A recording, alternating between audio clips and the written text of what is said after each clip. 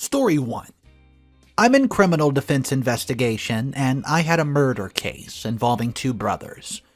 The one accused of the murder was very autistic, and his brother was a schizophrenic. The schizophrenic brother lived in a potato shack in the middle of the desert.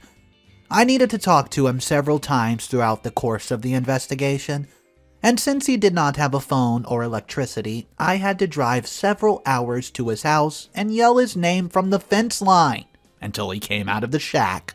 This investigation lasted for several years, and over time I developed a rapport with schizophrenic brother, and I kind of got to like him.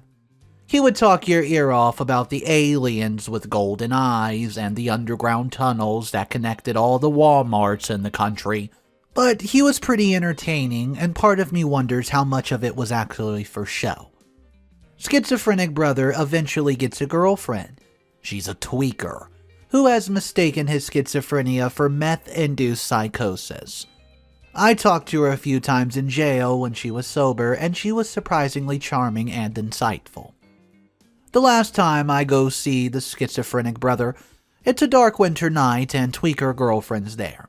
She's lurking in the shadows and staring daggers at me the entire time I'm talking with him.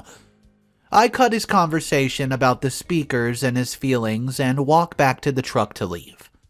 A minute later, schizophrenic brother comes running out and tells me that he wants to show me something in his shack. While he's never invited me inside before, I'm not thrilled by the prospect, and the whole thing feels off to me, so I tell him I have to get going, and I start the truck. The look of relief on his face when I decided to decline to go inside convinced me that tweaker girlfriend was waiting behind the door with a hammer or something. A few months later, I learned that she shot him in his sleep and stashed his body in an old refrigerator. She has since pleaded guilty to his murder. Story number 2. I work a lot in remote areas of West Texas, servicing oil field related equipment, and one time I was out in the middle of nowhere as usual, and to the northeast was an isolated hill that's bigger than a regular hill but smaller than a mountain. But everywhere else was pretty flat, and there was one road in and out of the site, and I was at it. At some point when I was working on a control box, I had the overwhelming feeling that I was being watched. Well, I scanned the horizon and looked all over the mountain, and went back to work. This happened a few more times within several minutes until I finally saw something move on the side of one of the rocks outcropping on the butt. I went to my truck, grabbed my binoculars, and the figure hid behind that outcropping. It was definitely a human. I glassed him for a good 20 minutes, and I could see him peek around every couple of minutes. Eventually, he leaned out so far that I could see the silhouette of the barrel of a rifle slung on his back. Well, at that point, he was hidden behind his rock for a while, and the next time he peeked out, I could not see the rifle. He had either put it down somewhere, or now he was holding it. I immediately felt a sense of impending doom. The hair on my arms and neck was standing straight up. I very quickly collected my tools, got my AR-15 from behind the driver's seat and sat in the passenger seat and tore it out of there. I sped down the dirt road, almost clipped the cattle guard, and started cruising down the highway, just as the adrenaline started to wear off. I remember the metal taste in my mouth and having to grip the steering wheel to keep my fingers from twitching. A few miles down the road, a maroon Suburban full of guys was pulled over on the oncoming side of the road. They definitely were not oil field workers. Shades all around, buzzed heads, all intently looking at me. I expected them to pull a U-turn and pursue me, but they didn't. Nope. I can't prove that this is what was happening, but I do know that cartel guys run operations where one scouts for guys working alone and calls in a group of guys to rob them of their truck and tools. Story 3. Must have been around 10 or 12 years old when this happened. I was walking back home one afternoon around 4 p.m. After strolling around the neighborhood, which was usually very safe, friendly, and quiet. I was on the opposite side of the block. the houses behind ours, which wasn't an issue, because there happened to be a park that went across the whole block and connected to the other side. So you didn't have to go around the whole block, so I was only a few houses away. I went through the park, a park I played at my entire childhood, without paying much attention. When about halfway through, this guy, who I didn't know, definitely much older than me though, wearing a hoodie, starts calling me. Dude, come over here. 1 second. What do you want? Come here. I just want to ask you something. I say nervously, okay, ask me from over here. No, come over here, please.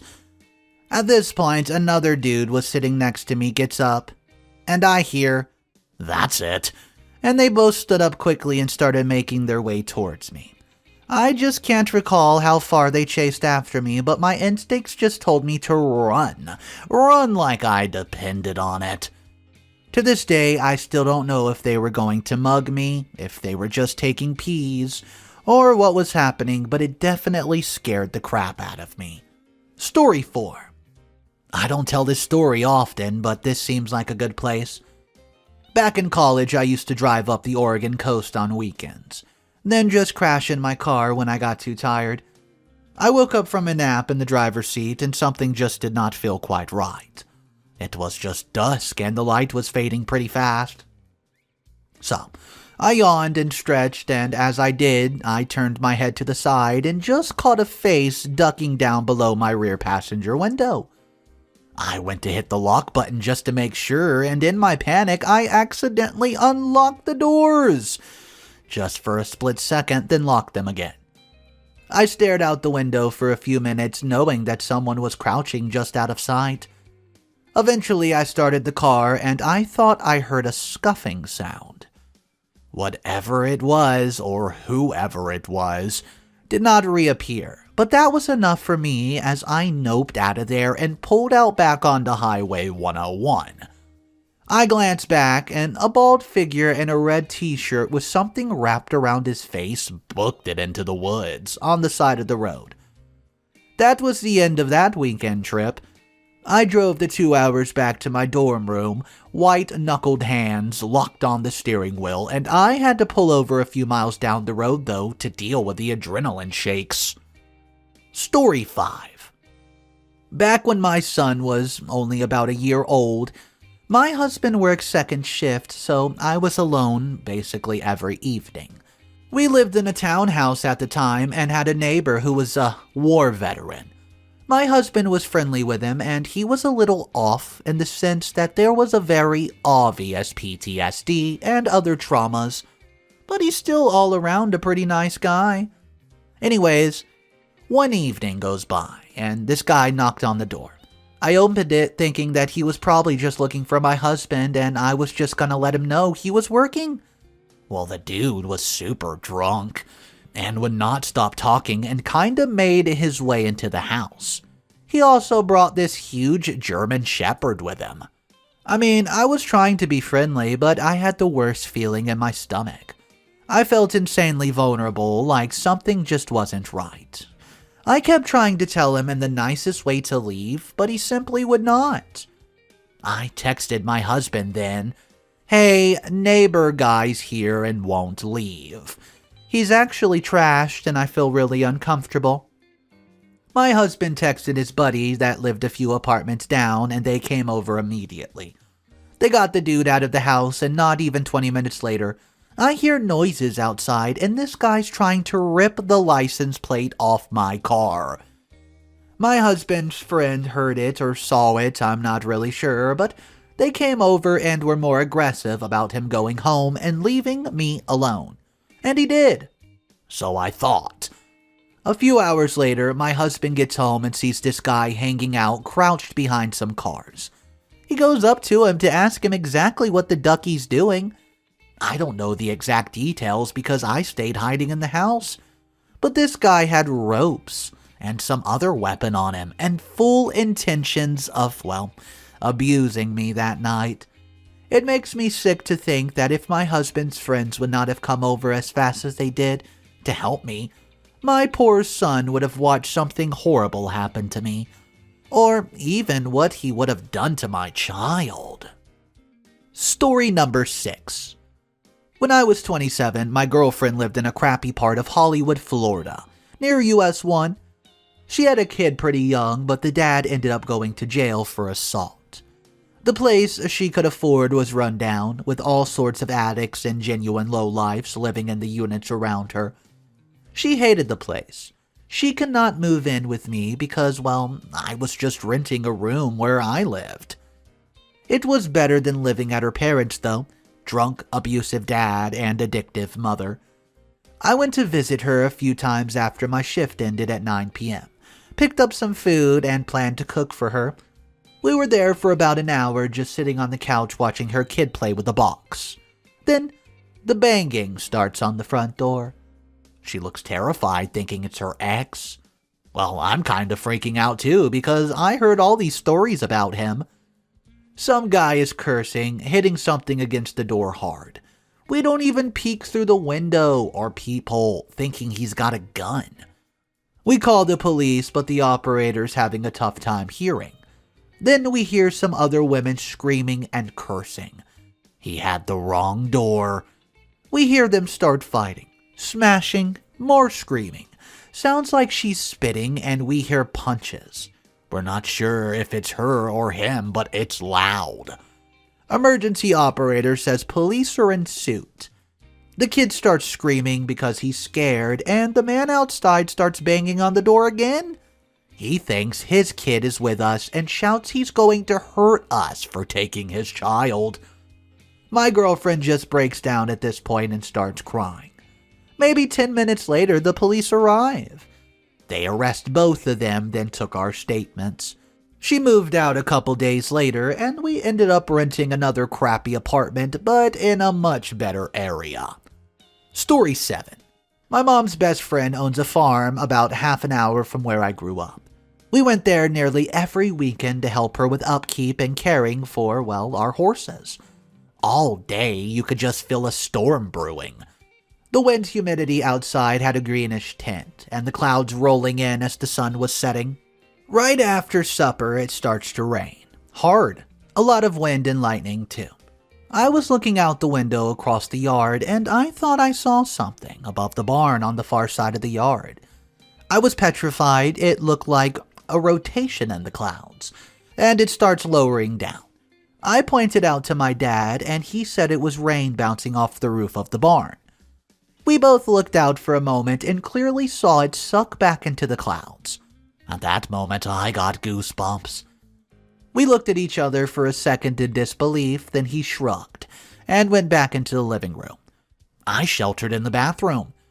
The next day, we saw on the news that an F4 tornado ripped through a small town about 24 miles from where we were. I got chills when I saw the news report. Story number 8. So, I've never had a really scary experience, but I did have an experience once where I went into panic mode, and all I could think of was escaping the situation. I had this friend in college who really liked to drink. She had a big house to herself, so we'd be drinking together a lot. One night we were outside smoking, and one of her neighbors come up to the driveway to his door and is chatting with my friend. Eventually, he does invite us over for drinks and video games. He shares the house with another guy. They're both young military guys, and we're there for a while, having a few drinks, playing Worms on the Xbox 360. And they got to show off their entertainment setup, which for the time was pretty good. They were really cool guys. Well, we're just shooting the crap, and one gets up and just says, "Hey, I'll be back in a second." He leaves for a minute and two, and then he comes back. He walks into the room and stands facing the other guy, who also stands up. They are just staring intensely at one another for a while, and things start to get real awkward. My friend and I are just wrapped up.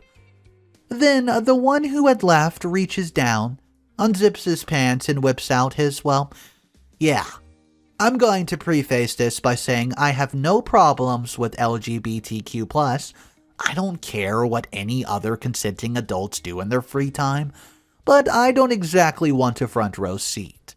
As the other guy proceeds to get into a kneeling position, I am now in full-blown panic mode. I'm grasping at my friend, whispering, talking, Natalie, please, we have to leave. She stares, slack-jawed, unmoving. At this point, I'm just about to start climbing over the couch to escape, when the guy kneeling firmly grasps the other dude's stuff, and then, well, just yanks the whole thing. Turns out it was not really what I thought it was. They were using a fake rubber toy. And then they start busting into laughter uncontrollably. I lost many a night to a booze-filled blackout with that friend of mine, but I will never forget that in 100,000 years.